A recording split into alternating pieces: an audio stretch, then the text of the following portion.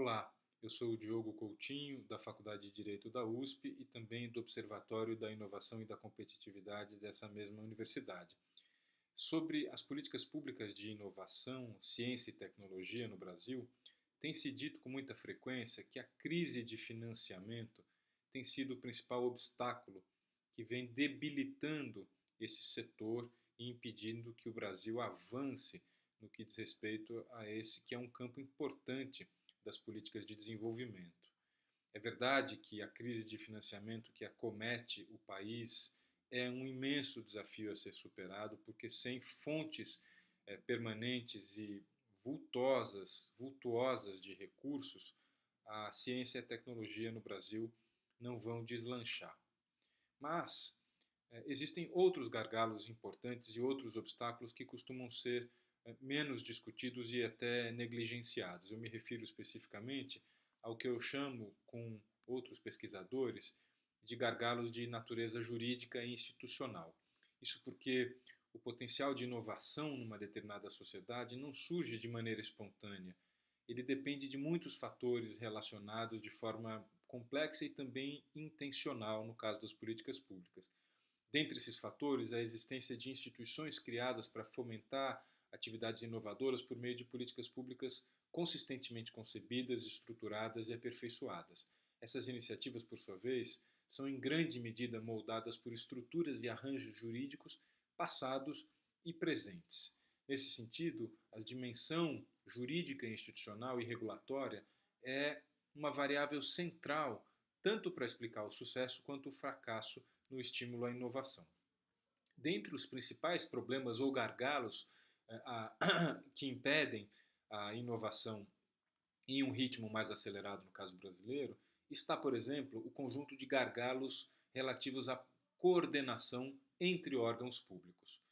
Me refiro tanto às instituições voltadas à gestão do fomento, quanto entre elas e os órgãos de controle da administração pública.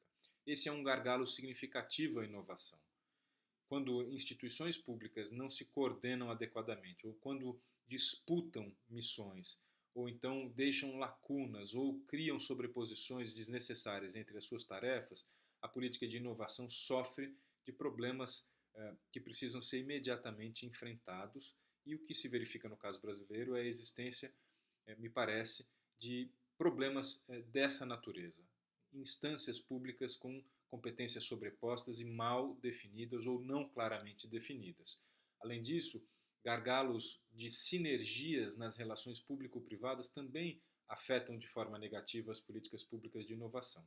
Ou seja, não apenas problemas de coordenação dentro do Estado ou do setor público, mas também no que diz respeito às relações público-privadas, como, por exemplo, relações contratuais, contratações públicas, envolvendo diversos tipos de pessoas jurídicas de direito privado, são um problema importante. Dois vetores compõem esse gargalo. De um lado, a dificuldade de se direcionar políticas de inovação diretamente às empresas, e de outro lado, a fragilidade no que constitui a relação triangular entre Estado, empresa e universidade. É preciso dar fluidez e um pouco mais de flexibilidade a esse tipo de relação público-privada, a esse tipo de contratação público-privada.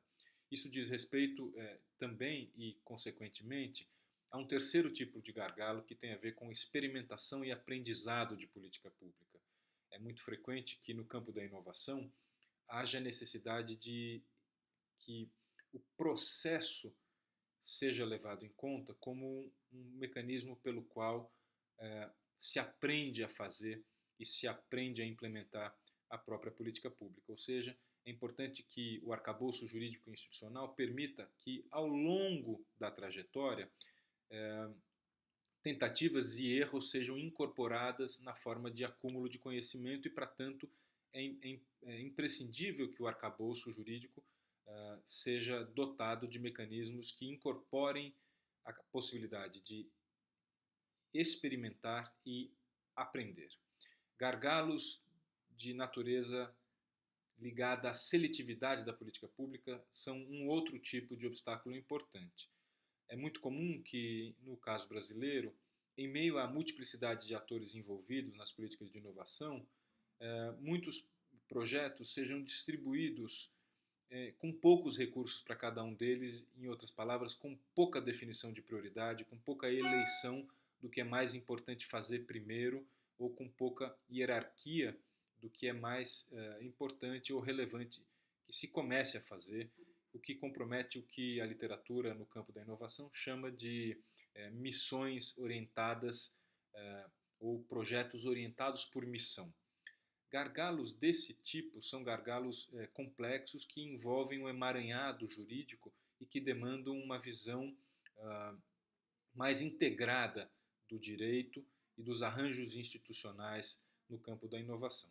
Enquanto os juristas, os gestores de política pública com formação jurídica, os órgãos e profissionais do campo do controle não enfrentarem esse tipo de gargalo, imagino pouco adiantará termos mais recursos, que evidentemente são necessários e bem-vindos para o campo da inovação. Essa é uma agenda importante para o campo da inovação e requer juristas mais atentos.